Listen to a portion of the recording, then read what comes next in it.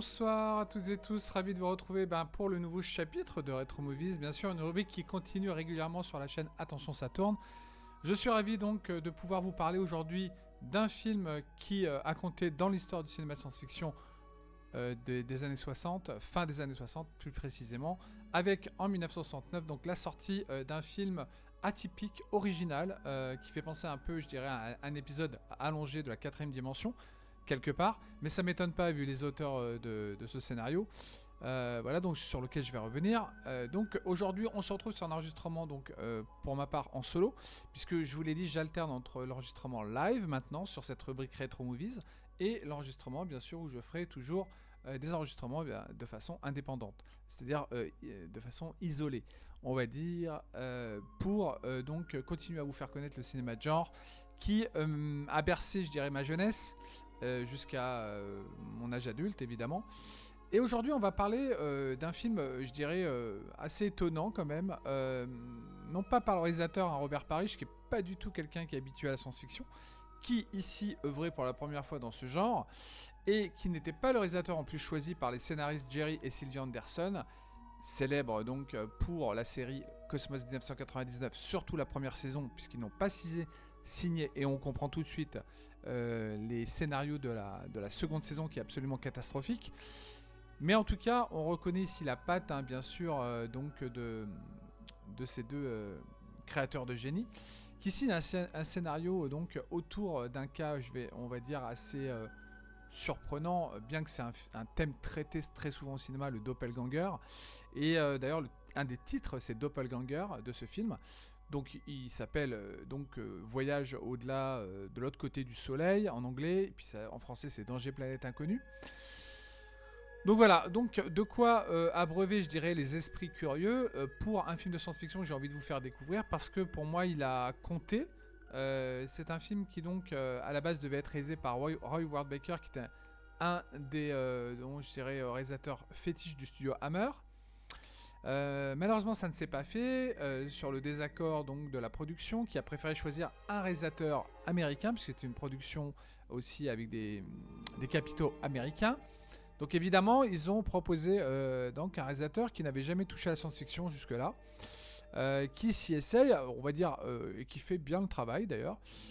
Robert Parrish, qui était surtout un réalisateur de films policiers ou de western. Et en 1969 donc sort ce film, qui est assez surprenant, qui est on va dire, pas un énorme succès en salle, mais en tout cas un demi-succès, on va dire, un succès d'estime pour le studio qui l'a produit. Donc je vais revenir un peu sur l'histoire quand même pour ceux qui ne connaissent pas. De quoi nous parle donc ce Danger planète inconnu. Alors attendez, je vais voir si la musique n'est pas trop forte. Voilà, histoire de pas trop que ça couvre ma voix. Donc on va revenir sur l'histoire. Ensuite on reparlera un peu des acteurs, évidemment. Et on parlera de la mise en scène également. Voilà, pour faire une conclusion, donc somme toute, sur ce qui vous attend donc dans les semaines à venir sur la chaîne. Donc Danger planète inconnue, réalisé par Robert Parrish, avec donc dans les rôles principaux nous avons Roy Tines, qui était bien sûr le héros de la célèbre série Les Envahisseurs des années 60, et puis vous avez des acteurs anglais très de second rôle, très sympathiques, on va dire. Ian Hendry par exemple, Patrick Wymark, voilà. Lynn Loring pour les rôles féminins, Lonnie Von Friedel, voilà. Et puis vous avez également en acteur, vous avez aussi Herbert Lom qui joue au début de l'histoire et un peu au milieu, voilà, qui joue une sorte d'espion, voilà, qui vient chercher des informations sur les projets de ce centre spatial européen, Eurosec, qu'on découvre dans le film au début, et qui donc va faire appel à un astronaute. Donc je vous resitue l'histoire. Donc voilà, il y a une sonde qui découvre, une sonde du centre spatial, hein, qui découvre donc une planète inconnue située qui est de l'autre côté du Soleil, d'où le Far Side of the Sun, donc sur la même orbite que la Terre. Donc il y a une mission habitée d'exploration avec deux astronautes joués par Roy Tines et Ian Hendry qui est envoyée sur cette planète. Donc la mission donc embarque ces deux astronautes.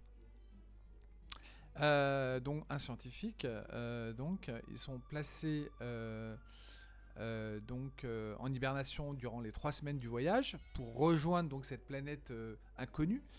Et puis donc la mission malheureusement se déroule pas comme prévu du centre spatial. Et puis donc une sorte de collision qui donc les fait, on va dire, se cracher quoi, en catastrophe sur la planète en question. Et puis quand ils arrivent, donc il y a une tempête. Il y a une tempête, donc ça provoque la destruction du vaisseau. Il y a un des astronautes qui meurt. Et puis donc l'un des deux joué par Roy Thines, évidemment le héros du film, donc Glenn Ross. Donc lui survit à ses blessures, est secouru et donc revient sur Terre, où bien sûr ils font face donc à leur hiérarchie pour savoir ce qui s'est passé exactement, pourquoi ça a capoté, pourquoi ils n'ont pas pu aller au bout de leurs objectifs. Voilà, donc de faire connaître évidemment cet astre voilà, qui n'a pas encore été révélé, je dirais, au monde. C'est vraiment une mission, on va dire, dans le plus grand secret. Et donc un des astronautes qui est mort, lui, Ross, joué par Roy Thines, donc découvre que il n'est pas tout à fait sur la planète Terre en fait, puisque donc pensant être de retour sur Terre, en fait, lui, il reprend sa vie normalement auprès des siens. Alors attendez, je vais baisser un peu la musique, je pense qu'elle est un peu forte. Donc il reprend sa vie normalement auprès des siens, mais il s'aperçoit que, en fait, il se rend vite compte, en fait, par des éléments visuels à l'écran, notamment les reflets, les miroirs, etc., à travers les miroirs, bien sûr, que tout cet univers est inversé comme dans un reflet, en fait. La planète sur laquelle elle est revenue n'est pas la même, n'est pas la Terre d'origine. C'est une Terre en fait, une Terre similaire, mais totalement inversée en fait. Et ce qui fait pour moi la force de ce film, c'est ça. C'est de par son originalité sur ce scénario absolument inventif de la part des auteurs de Cosmos 1999, Jerry et Sylvia Anderson. Voilà donc, attendez, je vais quand même vous mettre tout de suite les images quand même du film. Quand même, il faut que je mette un peu d'image pour vous donner un peu l'ambiance visuelle du film, qui est très correcte quand même pour l'époque. On reconnaît tout de suite le style visuel des effets au niveau visuel des vaisseaux, de la représentation de l'espace, etc., ou de la planète en elle-même, un peu comme dans Cosmos 99, la lune habitée de Cosmos. Donc l'intrigue donc part à partir du fait où au moment où l'astronaute donc revient sur Terre, pense être revenu sur la Terre d'origine avec donc une situation absolument originale puisque tout est totalement inversé et comment surtout en fait comment il va pouvoir se sortir de ce guêpier pour retourner sur sa planète d'origine. Comment aussi retrouver en fait je dirais la normalité. Donc le film joue aussi sur un aspect espionnage qui est moins intéressant, c'est un peu au début du film, hein, une histoire de mettre du contenu quoi sur avant je dirais le point d'orgue de ce film, c'est-à-dire le voyage vers la planète Doppelganger, la Terre, qui est la projection, la vision inversée en fait du monde, de notre monde, mais avec des éléments qui fait qu'on n'a pas du tout justement affaire aux personnes, même si les personnes font comme si, bien sûr, elles connaissent cet astronaute, c'est comme si en fait il y avait deux réalités parallèles mais inversées qui se jouaient. En fait, c'est assez complexe comme ça à expliquer, mais quand on voit le film, on comprend tout de suite. Et ce qui est bien, c'est qu'il y a quand même pas mal de rebondissements et de surprises pendant le film, surtout dans la deuxième partie du film. Donc c'est un film très intelligent au niveau de l'écriture du scénario.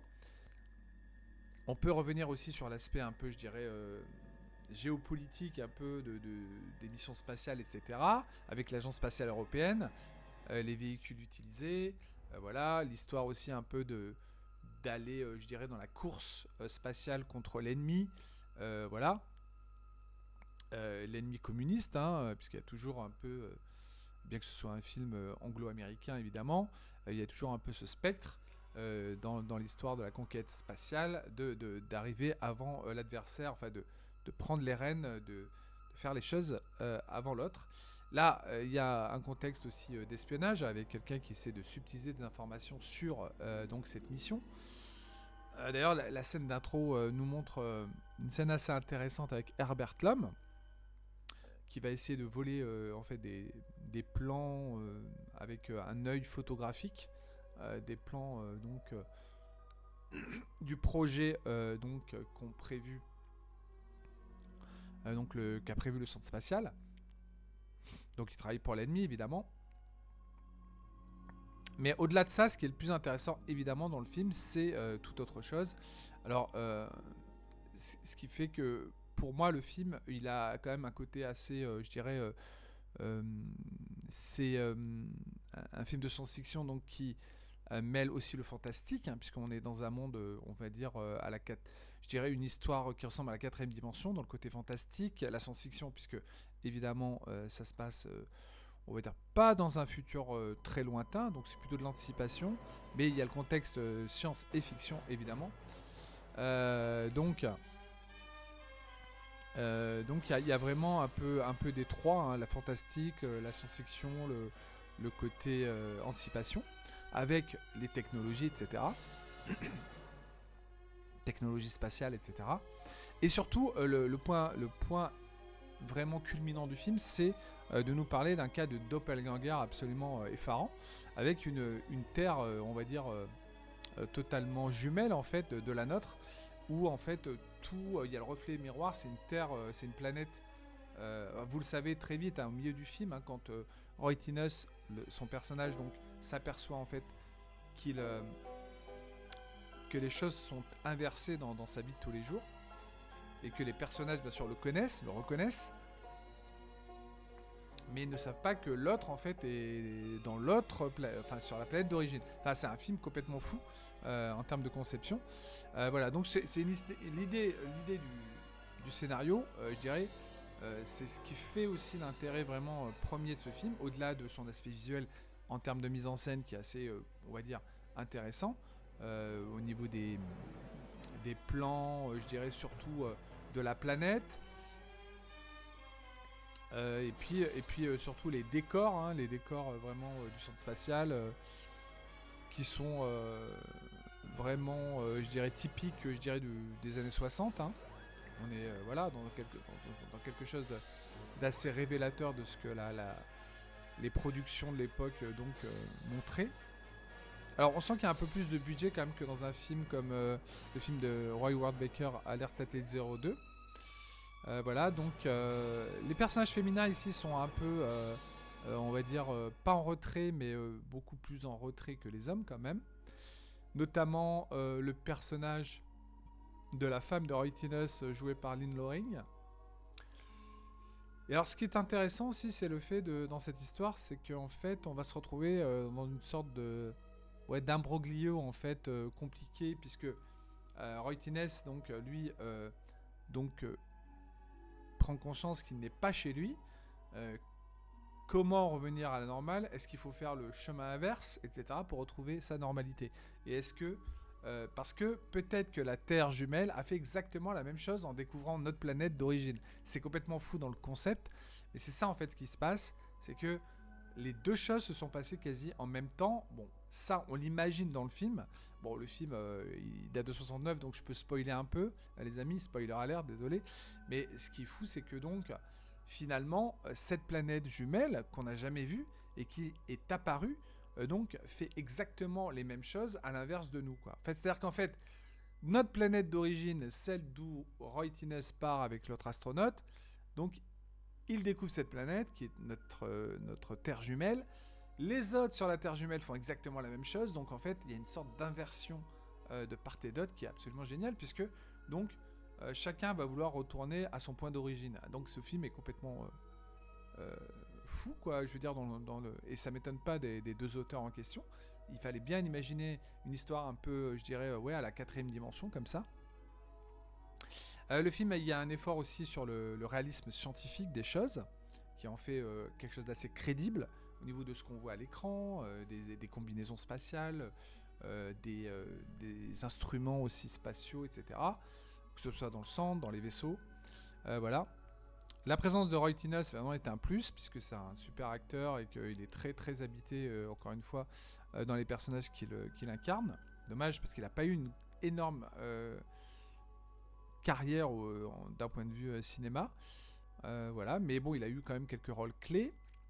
Voilà, donc c'est un film absolument, même si c'est pas un chef-d'œuvre, c'est un film absolument étonnant dans sa conception pour l'époque. Donc, ce qui fait encore une fois la force, je dirais, du cinéma, je dirais des années 60 dans la science-fiction, c'est aussi de proposer des choses vraiment différentes, très peu classiques comme ici.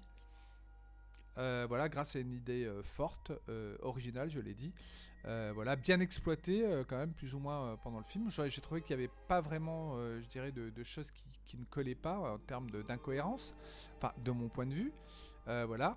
Notamment sur la découverte de la nouvelle planète, sur le retour de... Non, sur l'évolution sur cette nouvelle planète de Roy Thomas et des éléments qui vont le faire s'interroger sur le fait qu'il n'est pas chez lui. Donc tout ça, c'est assez vraisemblable, la façon, voilà. La production, j'ai dit, même si c'est pas non plus une énorme production, utilise à bon escient, je dirais, l'argent à l'écran. Voilà. C'est pas quelque chose, c'est pas un film très démonstratif, mais c'est un film qui montre, avec un minimum de moyens conséquents quand même, de beaux décors, une belle utilisation donc de l'espace. Donc c'est un film qui a distingué, moi je dirais, des autres productions de l'époque, hein, de films comme Les Monstres de l'espace, comme Alerte Satellite 02, comme ou même de séries comme Les Envahisseurs par exemple. Et il faut pas oublier qu'aussi, j'avais oublié de citer que les auteurs, Jerry et Sylvia Anderson, ont créé bien sûr les Thunderbirds. Voilà. Bien sûr. Donc il ne faut pas oublier cette super série avec vous savez, les marionnettes. Voilà, donc en termes de réalisation, je vous l'ai dit, hein, c'est assez bien fait. Robert Parrish n'est pas, c'est ce qu'on regarde un peu, peut-être un spécialiste en la matière, peut-être qu'il aurait eu peut-être des idées, je dirais, c'est assez classique la réalisation, mais en termes visuels ça passe. Mais bon, c'est assez classique, il n'y a pas vraiment de choses assez, je dirais, il n'y a pas un parti pris ou de prise de risque dans la mise en scène par exemple. Parce qu'avec un thème comme ça, on aurait pu faire des choses un peu plus folles, je pense. Mais ça fonctionne quand même du début à la fin. Je trouve que le film est quand même assez prenant, captivant. Il y a vraiment... je vous ai pas montré, il y a vraiment quelque chose qui tient l'intérêt, qui retient l'intérêt, on va dire. Il y a bien sûr dans la découverte des éléments qui font faire que le personnage se questionne sur justement cette planète qui ressemble comme deux gouttes d'eau à la sienne mais qui n'est pas la sienne. Voilà, donc c'est un film pour moi qui s'avère au final passionnant, vraiment du début à la fin, qui passe en 1h40. Voilà, ça passe très bien parce que l'histoire reste quand même assez captivante. Pour ma part, hein, c'est très personnel, mais moi je pense que si vous aimez un tant soit peu, je dirais, la science-fiction, je pense que ce film vraiment vous intéressera. Voilà, donc n'hésitez pas, parce que vous passeriez à côté d'un petit film vraiment, encore une fois, qui montre toute l'intelligence de ces productions de l'époque, notamment dans les années 60, qui furent quand même des années très riches en termes de science-fiction. Voilà, attendez, je vais baisser un peu le son pour pas que ce soit trop fort, que ça empiète sur ma voix. Voilà, donc Journey to the Far Side of the Sun est un film que je conseille vivement pour justement cet aspect assez atypique dans le genre de la science-fiction qui vous amène hors des sentiers battus. L'histoire de planète doppelganger, c'est peu commun, où tout est inversé.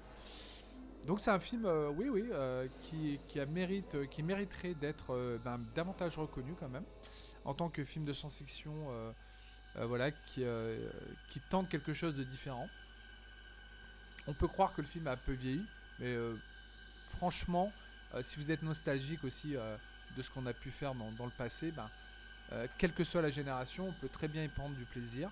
Même des personnes qui sont des années, on va dire 2000, 2010 même. Moi, c'est ça que je trouve bien, c'est que moi-même, quand moi je suis pareil, je suis des années fin des années 70, je découvre des films des années 40-30 qui me fascinent, que j'adore. Donc moi je dis il n'y a pas d'âge des fois pour découvrir des films, quelle que soit notre génération. Voilà. Voilà, donc c'est un film à découvrir que je vous conseille, construit sur un principe improbable. La planète jumelle à la Terre, de l'autre côté du Soleil. C'est pour ça qu'on pourrait se dire, mais comment ça se fait qu'ils l'ont pas découvert plus tôt ? Parce que justement, elle ne s'était pas, on va dire, montrée, on va dire. Enfin, ils n'avaient pas encore découvert, je dirais, cette planète. Et pareil pour ceux qui sont sur la planète jumelle, ils n'avaient pas vu notre planète d'origine, enfin notre planète Terre originale. En fait, deux planètes qui finissent par se découvrir et qui sont jumelles. C'est quand même fou, et donc c'est la même Terre, mais avec des éléments inversés. Donc c'est génial. Le twist en plus est basé sur un côté, je dirais, assez fascinant dans le propos. Voilà, donc on va dire une sorte d'épisode de 4ème dimension version longue, très bien écrit, bien réalisé mais sans plus. Voilà, donc c'est vraiment un film de la vieille époque, de la bonne école des artisans de l'époque. C'est tout ce que je dirais. Et puis voilà, donc très franchement, je vous le conseille, tout à faire cessante. Et regardez bien aussi les effets miroirs, parce qu'il y en a pas mal, justement. Soyez très attentifs au côté visuel du film pour ceux qui ne l'ont pas vu. Il y a l'effet miroir, évidemment. Et vous verrez aussi, si vous faites attention, que c'est ça qui est fou, parce que si vous le regardez une deuxième fois, vous verrez, vous pourrez faire des tests. Si vous regardez le film avec un miroir, vous verrez que en fait tout est à l'endroit, alors que donc dans le film c'est inversé. Enfin c'est complètement génial d'avoir pensé à tout ça. Donc ils ont dû se prendre la tête quelque part sur, je dirais, pour que l'effet donc fonctionne, et ça fonctionne à l'écran, croyez-moi. Voilà. Donc disons qu'on peut regarder peut-être, oui, non, mais c'est sûr, le film dans un miroir, ou normal, ou c'est renversé. Enfin, c'est absolument, rien que pour cette idée, absolument génial, le côté, je dirais, illusion, en fait, de faire passer l'illusion, pour moi, est vraiment très très bonne. Voilà. Donc, merci à tous de m'avoir écouté pour cette nouvelle rubrique 85e déjà du nom de ce Retro Movies. Voilà, consacré donc à un film de science-fiction sorti en 1969 qui dure 1h40 et réalisé par Robert Parrish. Et bien voilà, donc je terminerai là-dessus en vous disant que voici, en vous annonçant plutôt le programme à venir. Donc les Retro Movies continuent, vous aurez également donc des lives qui continuent. Donc le prochain live, normalement si tout va bien au niveau de ma connexion internet, parce que là j'ai des problèmes avec internet en ce moment, problème de fibre en réparation. Si je croise les doigts pour que ce soit revenu pour samedi prochain, parce qu'il y a un live qui est donc consacré donc à une thématique qui s'appelle donc Un film, un débat, donc avec le film qui sera diffusé en amont, c'est donc le film Paper House qui illustre donc le débat qui viendra samedi 20 janvier. Donc avec rêve et cauchemar, l'imaginaire cinématographique, voilà. Voilà, donc ce sera la thématique. Voilà, donc je vous retrouve également sur d'autres émissions, comme évidemment des nouvelles que j'ai préparées pour surtout le mois de février et mars, avec notamment des quiz, avec pas mal de choses, donc des surprises à venir, comme toujours, pour essayer de continuer à étoffer la chaîne, de la faire grandir. Même si j'ai mon style pour cette chaîne. Moi je parle de cinéma surtout comme ça, simplement, avec passion, comme vous le savez, depuis que j'ai créé cette chaîne. Et voilà, je suis pas là pour faire des choses, on va dire, absolument, parce que j'ai pas le temps, absolument extraordinaire en termes de préparation. Mais voilà, au moins je vous fais découvrir des choses qui me plaisent dans le cinéma, que je fais partager et qui j'espère vous plaisent également. Voilà, donc on se retrouve très vite sur un prochain Retro Movies, mais pas que. Il y aura également le quartier interdit qui revient donc début février également. Merci à tous de m'avoir écouté, je vous souhaite une bonne fin de week-end, un bon dimanche soir, et puis à très vite sur Attention ça tourne. Normalement, ce sera samedi soir prochain. Bye bye. Merci à tous et bonne semaine à venir. Bye bye.